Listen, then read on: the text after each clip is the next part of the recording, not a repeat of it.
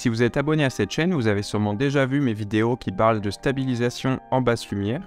On sait que c'est quelque chose qui est assez compliqué avec les caméras GoPro et qu'on a généralement des images qui ne sont pas très belles dès que la luminosité commence à baisser. Mais aujourd'hui, vous pouvez oublier toutes ces anciennes vidéos où j'ai parlé de ce sujet parce que j'ai maintenant la technique ultime pour ne plus jamais avoir de problème de stabilisation, que ça soit en basse lumière ou pas. Et je vais vous montrer comment très facilement vous pouvez régler ça sur votre GoPro. Peut-être que vous connaissez déjà certaines techniques, mais là je vous garantis que c'est un moyen pour ne plus jamais avoir de problème. Moi personnellement, je n'ai même plus besoin maintenant d'aller dans mes réglages pour faire des changements quand le soleil tombe. J'ai juste maintenant un réglage qui est constant sur ma GoPro que je vais vous montrer, qui me permet de ne jamais avoir une mauvaise stabilisation. Donc petit rappel pour ceux qui sont nouveaux sur la chaîne, les GoPro ont une très bonne stabilisation numérique, mais le seul problème c'est qu'elles ont besoin d'énormément de lumière, et une fois qu'il n'y a pas assez de lumière, la stabilisation va vraiment se dégrader, vos images vont devenir floues et saccadées, ce qui va rendre vos images encore moins belles que s'il n'y avait pas de stabilisation du tout d'activée. C'est vraiment le problème de la stabilisation numérique, c'est qu'une fois qu'il n'y a plus la luminosité pour, ça va créer des artefacts qui sont très désagréables à voir en vidéo. Et pour remédier à ce problème, il y a plusieurs solutions. La plus connue, ça va être d'augmenter son obturateur. Donc dans les réglages de votre GoPro, vous avez un réglage qui s'appelle l'obturateur. En fait, c'est une vitesse à laquelle votre caméra va capturer des images. C'est un petit peu différent du nombre d'images par seconde.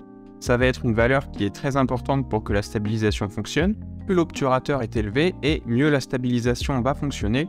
Mais le problème sur les GoPro, c'est qu'en mode automatique, votre GoPro va souvent favoriser une scène qui a une bonne luminosité à une scène qui est bien stabilisée. Donc c'est-à-dire que la caméra va baisser son obturateur et parfois trop bas par rapport à ce qu'il faudrait pour ce type de scène. Du coup, on aura une luminosité qui est un peu meilleure, mais on perdra totalement la stabilisation. Ça, c'est un des problèmes qu'a le mode automatique des GoPro, c'est que des fois, il ne va pas choisir les réglages de la façon la plus logique. Et alors, il y a une solution à ça, c'est d'aller dans les réglages et d'augmenter son obturateur manuellement. Et ça va nous permettre d'avoir une meilleure stabilisation en basse lumière. Mais le problème avec cette solution, c'est qu'il va falloir constamment aller dans les réglages, du coup ça peut prendre du temps et des fois on est dans des conditions où on peut pas vraiment changer les réglages et c'est pour ça que c'est toujours mieux une solution qu'on peut régler sur sa GoPro chez soi avant de partir filmer, comme ça on n'a pas besoin d'y penser une fois qu'on est en extérieur et donc ça fait pas longtemps qu'il y a une solution à ce problème.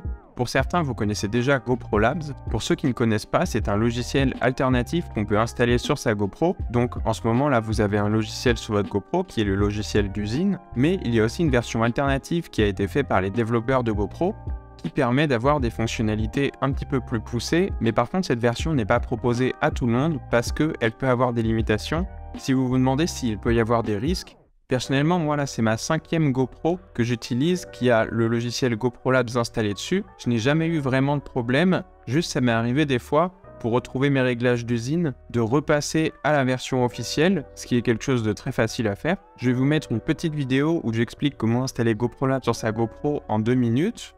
La vidéo est juste ici si vous voulez aller voir après. Comme je vous expliquais tout à l'heure, le mode automatique sur les GoPro n'est pas assez performant parce que des fois il va faire des erreurs et il va baisser beaucoup trop l'obturateur, ce qui va tuer la stabilisation. Mais avec GoPro Labs d'installer, par exemple, on peut lui dire ne descends jamais en dessous de telle valeur, même si tu es en automatique. Donc au lieu que la GoPro puisse choisir n'importe quelle valeur, on va lui réduire un petit peu la zone dans laquelle elle peut choisir pour être sûr qu'elle ne va pas faire des erreurs de réglage. Donc juste après, je vais vous montrer comment est-ce que vous pouvez faire ça sur votre GoPro. Et vous allez voir, ça va être très simple. Les réglages GoPro Labs, on peut les transformer en un QR code, donc qu'on peut avoir après partout. On peut soit l'imprimer, soit l'avoir de disponible sur son téléphone. Et ces QR codes, il suffit juste de les montrer à l'objectif de la GoPro et la caméra va les détecter et changer ses réglages instantanément sans avoir à toucher au bouton. Et ce que j'ai fait, c'est que j'ai créé différents QR codes que je vais vous donner. Si vous voulez, vous pouvez les télécharger gratuitement dans la description. Vous pouvez les mettre sur votre téléphone ou vous les envoyer par mail pour les avoir un petit peu partout. Donc comme vous pouvez voir ici, j'ai créé 3 petites fiches. Celui que vous voyez à l'écran en ce moment là, c'est le réglage que j'ai à 90% du temps sur ma GoPro. Donc ça va seulement être un réglage d'obturateur et d'ISO, ça ne va pas changer votre résolution ou au nombre d'images par seconde. Ça, j'ai déjà fait des vidéos si vous voulez savoir les meilleurs réglages que je conseille.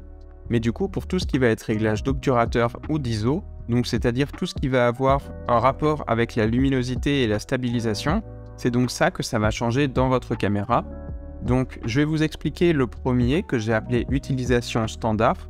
En flashant ce QR code, comme je vous ai marqué ici, il y aura une qualité d'image bonne et une stabilisation moyenne.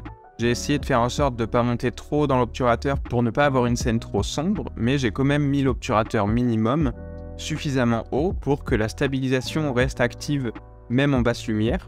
Donc avec ce QR code, vous pouvez filmer la nuit, vous pouvez filmer en intérieur et ça va vous conserver une bonne stabilisation. Mais par contre, si ça s'appelle utilisation standard, c'est parce que c'est fait plutôt pour être utilisé avec des mouvements de caméra qui ne sont pas trop rapides, pas trop de tremblements ou de vibrations. Moi, c'est ce que je fais la plupart du temps parce que je fais plutôt des vidéos de documentation, de voyage, des balades. Donc moi, c'est pour ça que j'utilise ce réglage la plupart du temps. Vous allez avoir du coup une bonne qualité d'image et une stabilisation qui est très bonne, sauf si vous faites des trop gros mouvements. Et maintenant, je passe à mon deuxième QR code que j'ai appelé utilisation sportive.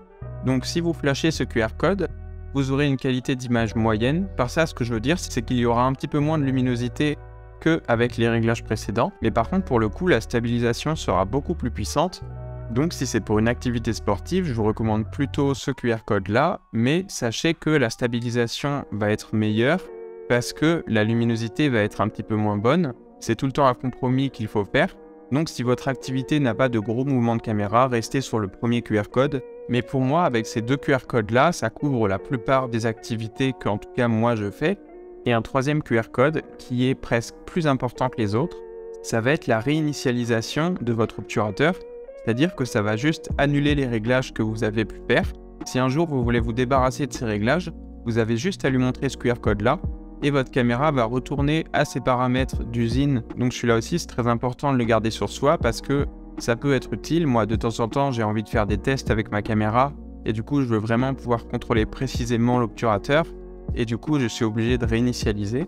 Et donc, voilà les 3 QR codes que je vous mets à disposition si ça vous intéresse. Pour rappel, c'est des réglages qui sont surtout faits pour filmer en basse luminosité, mais je les ai quand même tout le temps d'activer sur ma caméra parce que ça ne change pas grand chose quand on n'est pas en basse luminosité. Dans tous les cas, l'obturateur ne descendrait pas trop bas, donc il ne va pas y avoir d'impact sur vos réglages.